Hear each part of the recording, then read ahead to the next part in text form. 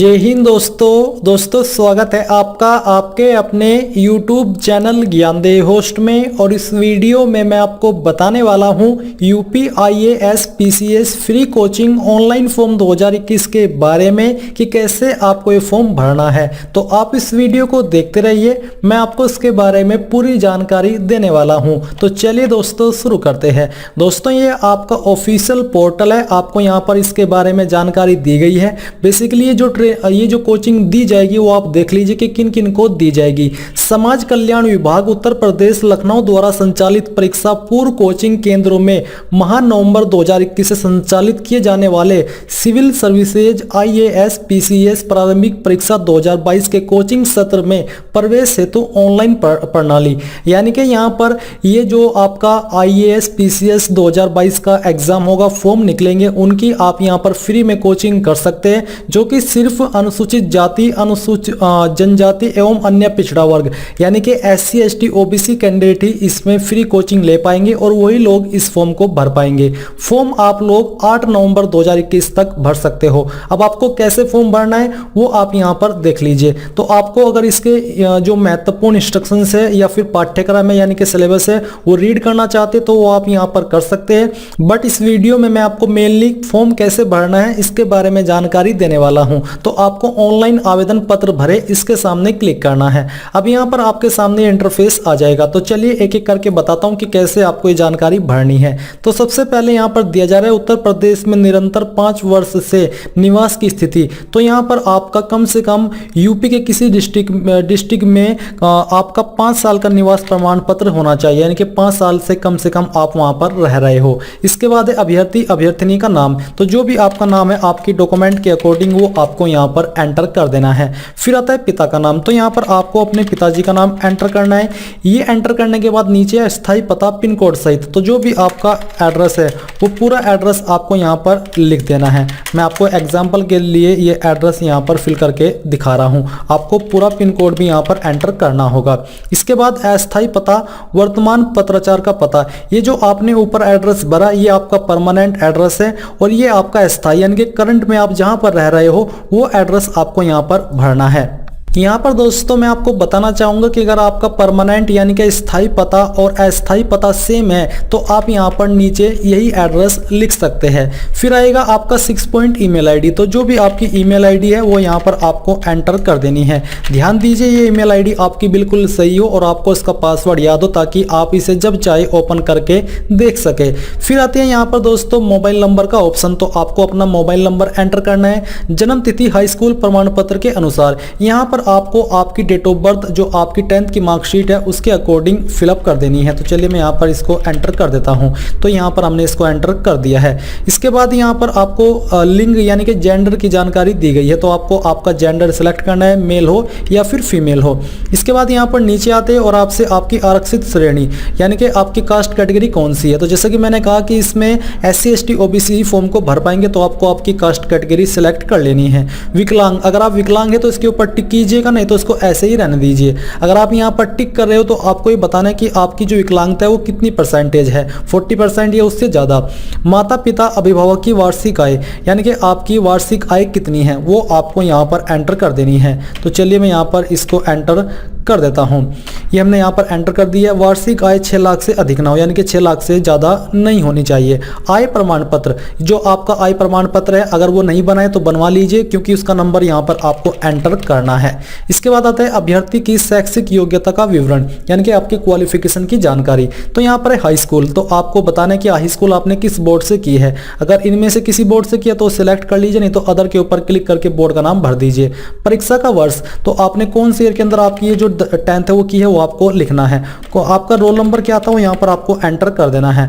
प्रमाण पत्र क्रमांक यानी कि जो आपको मार्कशीट है उसके ऊपर जो एक सर्टिफिकेट नंबर होगा वो यहाँ पर आपको लिखना है।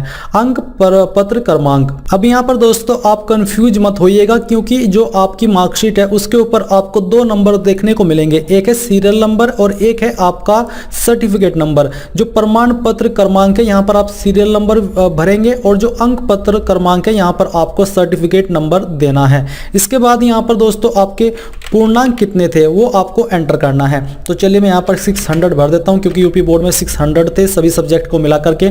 उसमें से जो नंबर आपको आए थे वो आपको प्राप्तांक के अंदर लिखना है। इसी प्रकार से आपको इंटरमीडिएट की जानकारी भरनी है। आपने 12वीं कौन से ईयर के अंदर पास कर ली थी, आपका अनुक्रमांक क्या था, वो आपको यहाँ पर एंटर करना है। प्रमाण पत्र क्रमांक यहाँ पर आपको एंटर कर देना है। इसके बाद आपको अंक प्रमाण पत्र यानी कि जो आपका सर्टिफिकेट नंबर है वो, पहले आपने सीरियल नंबर भरा और अब ये आपका प्रमाण पत्र क्रमांक है, सॉरी अंक पत्र क्रमांक है।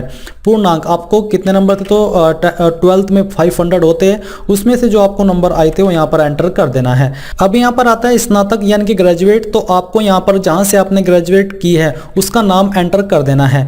मैंने यहाँ पर ये एंटर कर दिया है। कौन से ईयर के अंदर आपने पास कर ली थी वो यहाँ पर आपको एंटर करना है।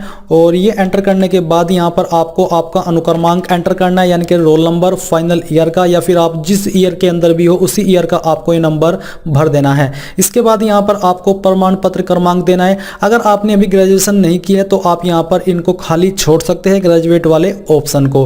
वैसे जो IAS होता है और PCS होता है इसमें ग्रेजुएट वाले ही अप्लाई कर पाते हैं, तो आपके पास ये क्वालिफिकेशन आई होप होगी ही। तो आपको यहाँ पर प्रमाण पत्र जो क्रमांक है वो एंटर करना है और यहाँ पर अंक पत्र क्रमांक एंटर करना है। पूर्णांक कितने थे मैं आपको एग्जांपल के तौर पर यहाँ पर 700 लिख करके दिखाता हूँ, और उसमें जो अभी आपको नंबर आए थे वो यहाँ पर एंटर कर देने हैं। और अगर आपका कोई भी ऐसा जैसे कि अंक पत्र क्रमांक है ये है नहीं, तो आप यहाँ पर NA यानी कि नॉट एप्लीकेबल, इसका जिसका मतलब हो जाता है वो लिख दीजिएगा। अब यहाँ पर नीचे 16 पॉइंट फोटो पहचान पत्र का प्रकार, तो यहाँ पर दोस्तों आपको बताना है कि इसमें आपको कौन सी ID देनी है। तो मैं पैन कार्ड सिलेक्ट कर लेता हूं। जो भी ID आपने सिलेक्ट की है उसका नंबर यहां पर आपको एंटर कर देना है। ये एंटर करने के बाद यहां पर आता है परीक्षक का नाम जिसके लिए कोचिंग चाहते हैं, IAS या फिर PCS, तो कोई भी आपका चॉइस है वो आप सिलेक्ट कर लीजिए। प्रवेश परीक्षक केंद्र का नाम जहां पर प्रवेश परीक्षा देना चाहते हैं, तो यहां पर आप इन सिटी में ही आपकी ये परीक्षा होगी या फिर आपकी कोचिंग होगी, तो आप सिलेक्ट कर लीजिए कहां पर ये आप रखना चाहते हैं। तो हम इसको सिलेक्ट कर लेते हैं। अब आता है उपलब्धता के आधार पर परीक्षा केंद्र आवंटित किया जाएगा, यानी कि अगर वो उपलब्ध नहीं है तो आपको कहीं और भी दिया जा सकता है।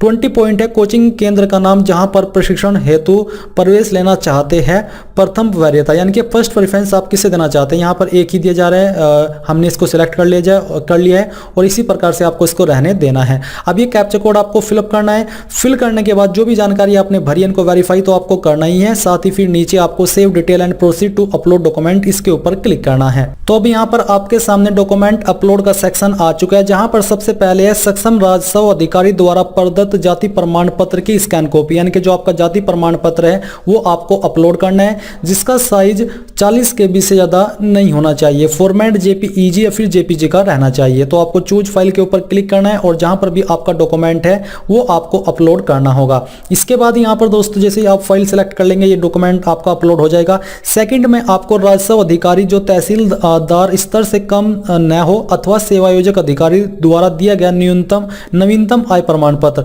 यहाँ पर आपको अपना प्रमाण पत्र आय का अपलोड करना है। हाई स्कूल के सर्टिफिकेट की स्कैन कॉपी, यहाँ पर आपको 10th की मार्कशीट की फोटोकॉपी अपलोड करनी जो आपका बेसिकली सर्टिफिकेट है। स्नातक की अंक तालिका की स्कैन कॉपी, यानी कि यहाँ पर जो आपकी ग्रेजुएशन है उसका सर्टिफिकेट आपको अपलोड करना है। साथ ही 5वें नंबर पर आपको यहाँ पर अपनी फोटो अपलोड यानी कि खुद का फोटो अपलोड करना है। तो आपको चूज फाइल के ऊपर क्लिक करना है और जहां पर भी आपका फोटो है वो आपको सिलेक्ट करना है। मैं आपको एक रैंडम इमेज यहाँ पर अपलोड करके दिखाता हूँ, आपकी फाइल का नेम आ जाएगा।